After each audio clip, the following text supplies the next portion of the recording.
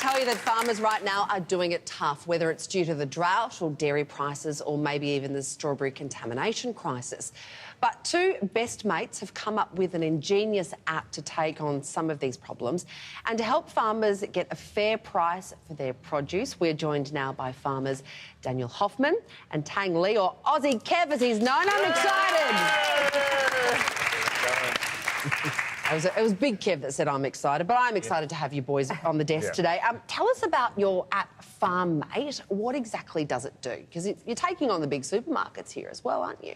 Not really taking anybody on. It just helps farmers get the proper price for their produce. So we just let growers know what their produce is being sold for in the market, so they can negotiate a better return. Sounds to me like you're fighting back against the big supermarkets. Well, I suppose the problem is you've had the big supermarket giants who, you know, pay all our advertising revenue, so thank you, but also are putting the squeeze on farmers because they're trying to get the lowest price. And this is an app that helps farmers get the knowledge they need to find out how much their stuff is actually being sold for at market, so that they can be in a better bargaining position. Pretty much knowing the prices, the farmers can make like an informed decision to get better prices and negotiate and get more money at the end of the year. Fantastic. So show us how it works. We've got some viz here. So this is the app on the phone. So that's the main screen.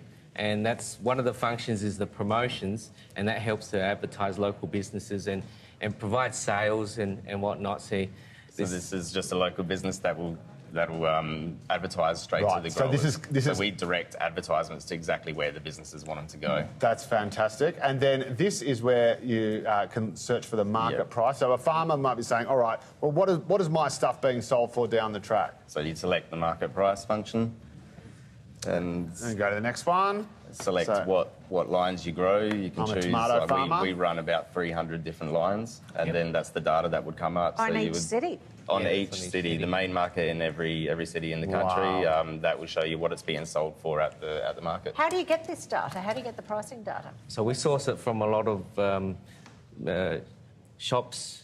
Right, not shops, sorry, the markets around Australia. We get it from a lot of the store owners, the merchants, people that we trust, that we've worked with for a long time. We've both been in the markets for a long, long time, so we've built a lot of trust with certain merchants and store owners that they feed us their data, their actual sales figures, so we have pretty much 100% accurate data. Before an app like this, were farmers essentially working in the dark and not knowing what the prices were, and then didn't really have much of a leg to stand on when it came to negotiations? And how widely can the prices differ? It can vary a lot, so that's pretty much right. We're just working on what anybody would tell us. So if we just picked, we packed, we'd send it into the markets and then just hope for the best. So no one would ever know what anybody was making down the line. So we just tried to make the whole industry sort of transparent. There's no reason for anybody to hide anything. If everybody's on an even playing field, then so farmers kind of didn't know what their crops were worth, in a sense. Not really until we got paid. So we just send it out, and then 2-3 weeks later we got paid, and just thought, oh, that's all right. We'll see what happens next week. This empowers the growers, so they can actually make decisions now, and they help out with the markets as well. They can decide, the price isn't that good in Adelaide, so they can send it to Melbourne or Sydney. Or if the price isn't that good, then they'll make their own decision. And like even small farms, you're looking at the end of the year, could make anywhere between 50 grand or all the way up to like over what 200-300. Wow, that's amazing. And the other thing I love about this app is the story of how it was created.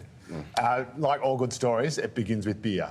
Yes, pretty much. Take us through it. What happened? It was we like a barbecue, we like a beer, and one occasion we enjoyed the barbecue a little bit too much, and then a weather event come through and sort of smashed one side of my farm, and we woke up in the morning and we were sort of miserable, sitting on buckets and having a little complain, and we just come up with an idea of doing that. You wake up hungover, a storm has come through, ripped through one side of your, I don't know what it is, greenhouse. The greenhouse, the stuff you put up to protect your crops, wrecked your crops. and you're thinking, hang on, why didn't we see this coming? Why isn't there something I can look out on my phone to tell me what's going on? Yeah. So we started off trying to make a weather app that would just notify your particular farm. It would just isolate your farm and tell you when a weather event come through. And then we went out into our farming area and asked what they would like to see in an app. And they wanted market prices. They wanted to see sales and everything in the area. One thing about one farm to everything about all farms. It was a joke in the beginning, and then it just went. It just kept on going, and 5 years later, it's basically an app made by farmers for farmers. Yeah. And anything to help our farmers is a brilliant thing. If you want more information on the Farmate app, visit farmate.com.au. Gents, thanks so much for joining us on the panel today. Thanks, guys.